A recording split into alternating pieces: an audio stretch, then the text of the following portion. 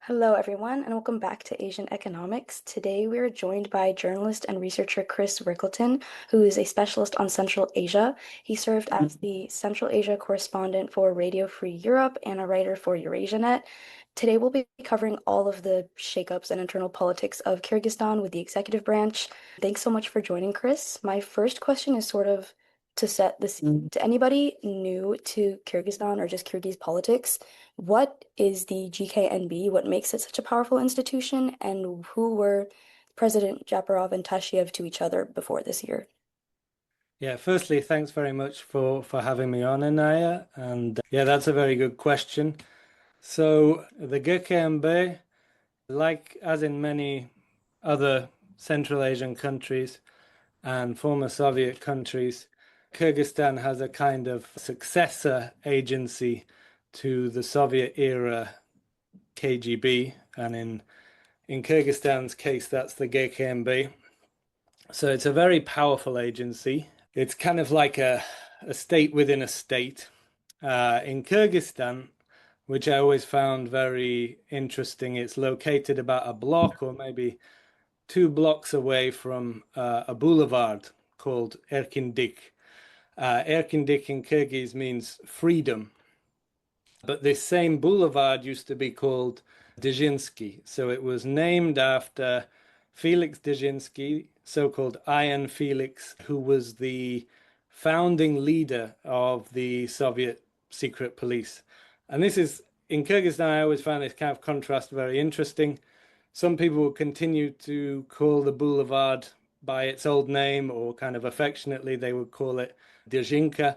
But this has kind of been the narrative of Kyrgyzstan's independence, this struggle between freedom and democracy, which it never quite achieved, and kind of complete authoritarian control, which was never achieved by anyone that tried to achieve it either, although perhaps Sadyr Japarov, President Sadyr Japarov, has had the best go so far. So this institution is kind of located right in the center of town. I remember covering a protest right outside it, and that was after Sadyr Japarov was arrested and his supporters kind of clashed with police very close to the GKNB headquarters.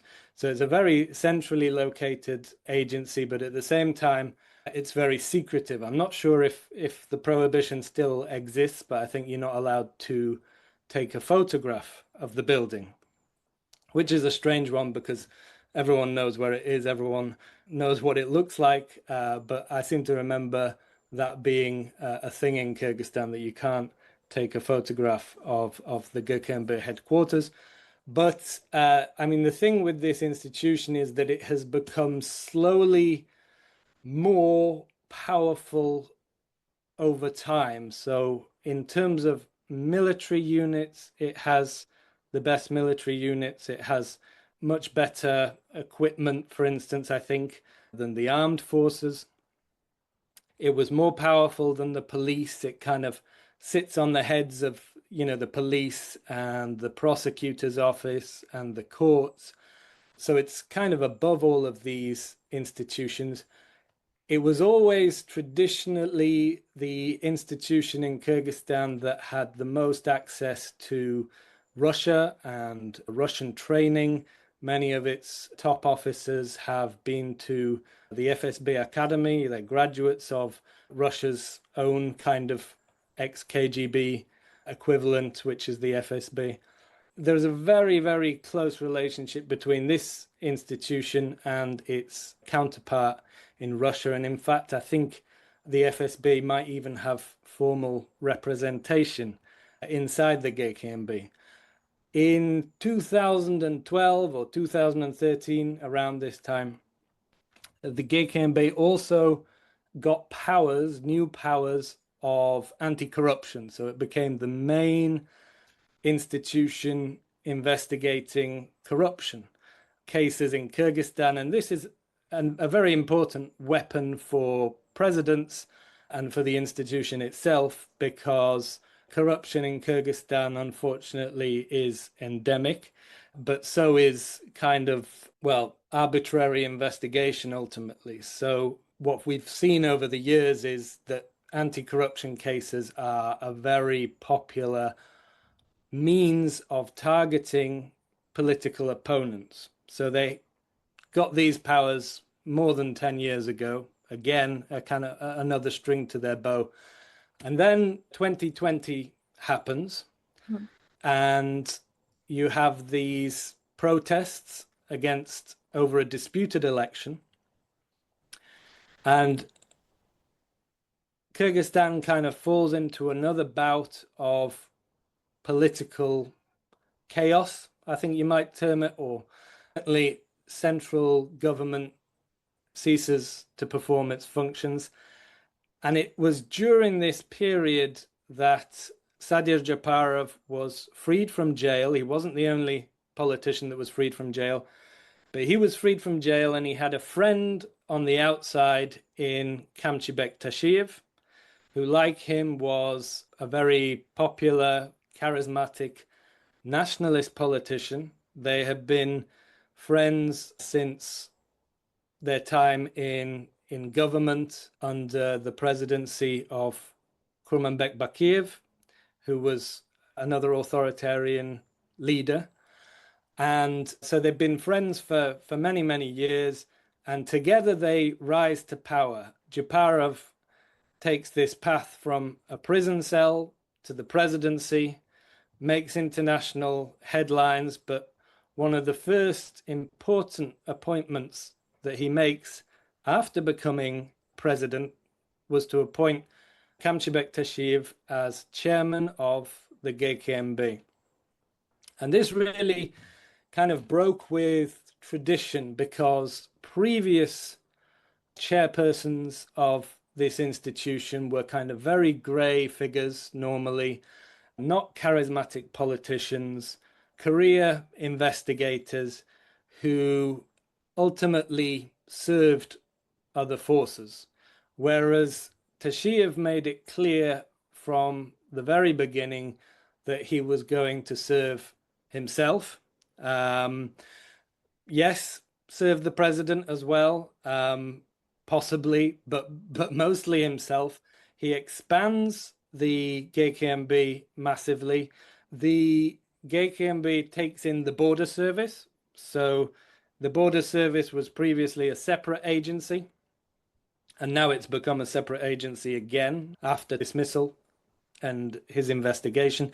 But at the time, it was a separate agency. Of course, it had a relationship with the GKNB, but after 2020, it becomes subordinate to the GKNB.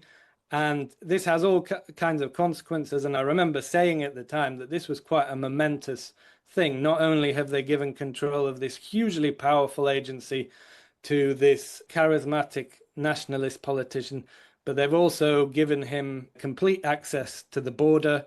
And yeah, basically the new command center for the border service will be with him, under him, essentially. And after that, and I'm not saying this is, I'm not saying Tashiev is solely to blame for this, but he was certainly an aggravating factor in the escalation of tensions with Tajikistan at the border that the two countries share. The worst conflicts between those two countries happened whilst he was head of the border service. At the same time, he played a great role in achieving peace with Tajikistan, but the cost of the peace was, dozens of people were killed in the clashes in 2021 and 2022. There had never been clashes on that scale before. So these were very momentous decisions, and it doesn't take much to speculate that Russia, for instance, was far from satisfied that Tashiev had taken control of this institution where they were used to having privileged access, and was ultimately turning it into a kind of vehicle for him personally. not only did the GKNB grow and establish kind of cells in villages and so on, it played a big role in taking out organized criminal networks as well. But more and more, Tashiev, in his capacity as head of this institution, was seen as a de facto co-ruler with Japarov and was taking credit for many of the decisions that traditionally would have nothing to do with this national security agency. So he ultimately transformed it, and it created a situation in the end where many people felt that he was more powerful than the president, Mm. that in any situation analogous to a coup, he would have the advantage in that he had more what, mafia bosses would refer to as buttons. Yeah, I mean, he had more boots on the ground, he had more armed men at his disposal. He'd managed to, to achieve loyalty across the political spectrum, but especially in this institution that he had so much control over. And there was real kind of fear, I think, of Tashiev in Japarov's camp, a fear to go against him. But then this opportunity opens itself. As I understand, as we understood, sorry, Tashiev was away at the time of his dismissal. He was seeking medical treatment abroad.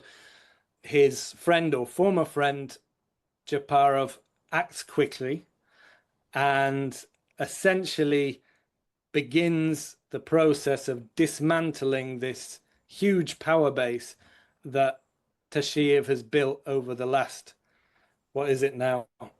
Yeah, nearly 6 years since they took power together. And so, yeah, that's where we're at now. I think we've had sentences in the case. Critically, they're not jail sentences, at least in the case of Tashiev.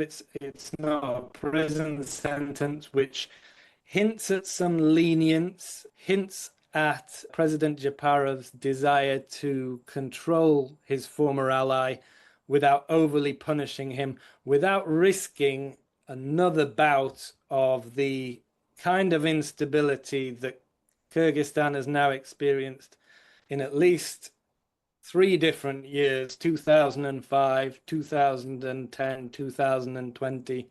Obviously, as the sitting president, Japarov wants to put an end to this cycle and to benefit from stability. Jailing Tashiev would certainly increase tensions, but the situation had probably become untenable for years, literally years. People had already been speculating about when and how the tandem was going to break. And what we've seen in Central Asia, not just in Kyrgyzstan, but also in Kazakhstan, is this kind of so-called dual power doesn't appear sustainable in the long term. Mhm. So that's very interesting. Yeah. You mentioned that they were sort of before his dismissal, they were like co-rulers, that dynamic. I kind of want to get into what prompted the schism, what prompted the president to just dismiss him so abruptly. And also, it came about at the same time that this public letter came out where politicians and public figures, I believe 75 signed, and it was urging for an early presidential election. And also, there were talks that Tashiev might run himself. So just kind of putting that all together of what prompted his dismissal. Yeah, I mean, for me, it's an interesting one. I think we could probably speculate that Tashiev was aware of the so-called letter of the 75 being written, that he endorsed it, that it wasn't some kind of organic letter writing initiative on the part of the authors. Why he did that, I don't know, because as chairman of the security services, he had so much power and very little responsibility in some ways. which would seem like an ideal situation for someone like him, but perhaps he also wanted the prestige of the presidency. And this was kind of, yeah, so a move on the chessboard. There'd been a build up to this, obviously. There'd been, talk of tensions between them for years. At one point, I remember they had a kind of picnic in the mountains outside Bishkek to prove that there weren't tensions between them. And there was some kind of amusing photos from that event. But ultimately, this had been building up and building up. And then you've got this letter which doesn't mention Tashiev specifically, but stresses all his achievements as achievements of the state and not so many of the achievements that were associated with Sadyr Japarov. And this is something that I would say, in fairness, if we're trying to be fair to this regime, which is difficult for me because it jailed a lot of my colleagues. It jailed people that I knew personally. But if I'm kind of trying to step back and be objective, they have been successful in a great many things other than being authoritarian. So you could argue that it was, it's down to external factors. So for instance, from their time in opposition, Japarov and Tashiev had been adamant of the need to nationalize the Kumtor gold mine, Kyrgyzstan's largest gold mine. So they nationalize it. And always, what was the narrative when we were talking about this idea of nationalizing Kumtor, I don't know, 10 years ago, long before it was nationalized? The narrative was always, well, this will scare foreign investors away. Foreign investors aren't particularly interested in Kyrgyzstan anyway, or the foreign investors that are attached to maybe the Chinese state or the Russian state. But always we said, yeah, this will scare away foreign investors. But of course, the operating company that controlled Kumtor took a lot of money out of the country, a lot of profits out of the country. These are just facts. And Japarov and Tashiev nationalized this gold mine. And what happens to the price of gold? It shoots up on the back of, global instability, basically. So it was a great time to nationalize a gold mine, to export gold by the tons. And, they did other things. They introduced taxation, which wasn't popular with small businesses, but kind of provided a little bit more balance to the budget, which has grown by several times since they took over. So in some ways, they are responsible for a period of economic growth. Yes, economic growth that's strongly dependent on external factors, including sanctions against Russia, because a lot of trade has come through Kyrgyzstan. But they've overseen this period where Kyrgyzstan as a state has become visibly more powerful. And I guess the culmination of this in some ways is the country's election to a non-permanent seat at the UN Security Council very recently. On the third. So there have been achievements. And, in this letter of the 75, these dignitaries and former government officials listed some of these achievements, mostly the ones that were connected, as I said, to Tashiev. And there was this subtext that it was time for new leadership, or I can't remember how it was phrased, but the kind of next phase of leadership. And, between these lines, you can kind of see the context of Tashiev gradually getting more frustrated that it's not him on the kind of presidential aeroplane, that it's not him meeting with Xi Jinping and Putin and getting some of the glory perhaps that a president gets, not just the power of being a president. And so Japarov probably feels, and his team probably feel, well, if we don't act now, situations will make themselves happen. There'll be a kind of momentum towards Tashiev that we can't stop. And yeah, I mean, what's been very interesting about their rule generally was by the time that happened, it was just the two of them. Because if we look at Kyrgyzstan's history, there have always been other power brokers. So two people that were like very much in the background and kind of coming to the foreground around the time that Japarov came to power.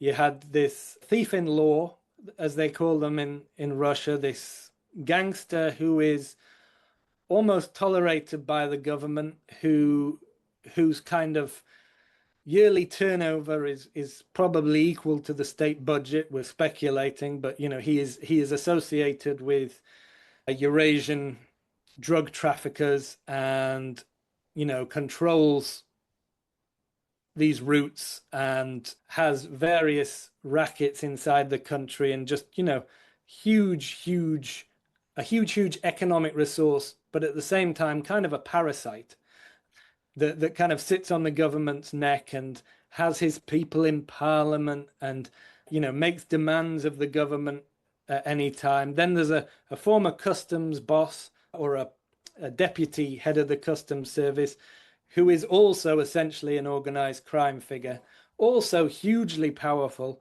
controlled one of the parties that won big in the 2020 elections, that caused the protests that led to Japarov taking power. And what we see, so in the first year, it kind of looks more like Japarov and Tashiev are coming to an accommodation with these power brokers, but then they wipe them out, essentially. Tashiev's security services gunned down Kamchybek, the gangster I was talking about, basically in broad daylight outside a pub called Blonder Pub. And, it was just shocking to see this on the news, that a pub I could remember going to and meeting people in was kind of like the site of this gangster's death. But so they gun him down, and these kind of power brokers that previously kind of got in the way of governance in Kyrgyzstan, to some extent made the country ungovernable completely, disappear. And also all of these politicians that used to kind of throw their hat in the ring at the time of presidential elections, opposition politicians that were very wealthy, or former prime ministers. Kyrgyzstan's had a lot of former prime ministers, right? And all of these people are either co-opted into the regime or jailed or somehow coerced to exit politics, essentially. So at the time that Tashiev was dismissed, their biggest achievement, if you like, was becoming the two most powerful people in Kyrgyzstan. If you'd asked who was the most powerful person in 2019 or 2018, a lot of people would have said a name that wasn't the president's name. And now there is at least this idea that the head of state, or perhaps formerly the head of the security services, but now the head of state, the president, is probably Kyrgyzstan's most powerful player. And that just wasn't the case kind of 5 or 10 years ago. But to get back to the letter of 75, so this really also showed the level of influence that Tashiev had across the political elite. And he was particularly influential in parliament. The speaker was very much somebody that was an ally of Tashiev. And lawmakers would openly say, we're here, we're in the parliament because of Tashiev. We, I think one lawmaker estimated that a third of all lawmakers were kind of Tashiev's people. So this was, this is quite a remarkable thing to say in Central Asia, where we are used to, not in Kyrgyzstan so much, but in the countries around, you have this kind of cult of the presidency. And in Kyrgyzstan, you had this cult of the chairman of the security service instead. It just wasn't sustainable ultimately. Right. I want to get back to just the case itself. You mentioned that this is very momentous and they shared lots of power together. How unusual is it for someone like Tashiev with that much power to be prosecuted now? How unusual is that? it's always a risk, I would say. And, if we look at Kyrgyzstan's history, Tashiev has obviously gone from being one of the Ekidos, the two friends, to becoming Japarov's ultimate rival, if you like.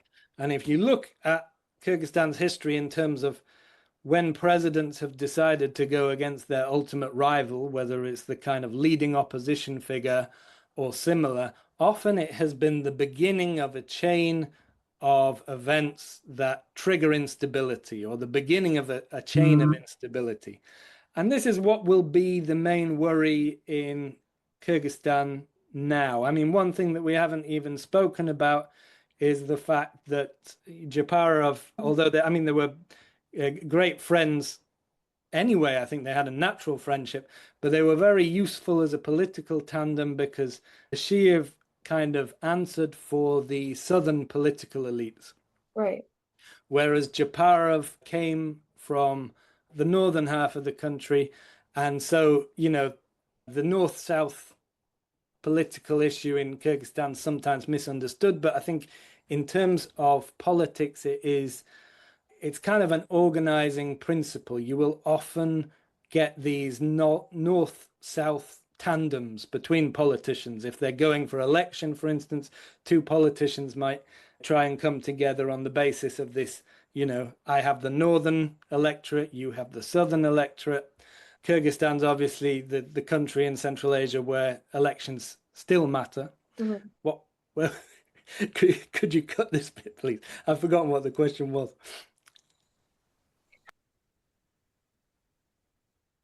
I wanted to ask another question, sort of predicting with the next election set in January 2027, is it safe to say that like President Japarov is like clearing the field ahead of it?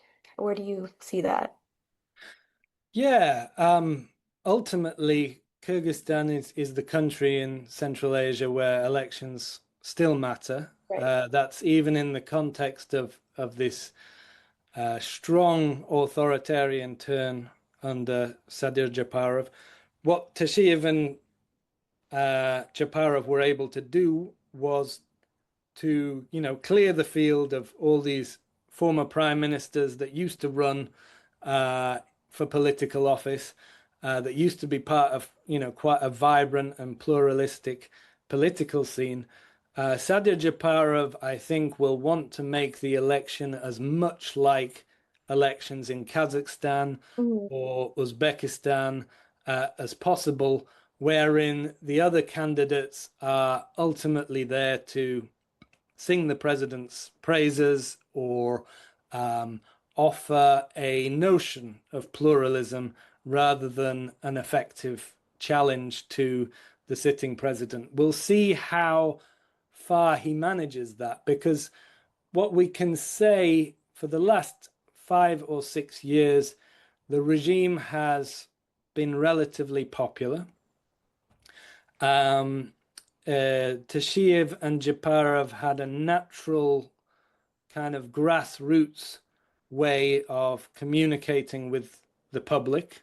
They were not political aristocrats, and they have had certain successes. But if you look at things like inflation, that's starting to creep up. It's questionable how much more benefit Kyrgyzstan will derive from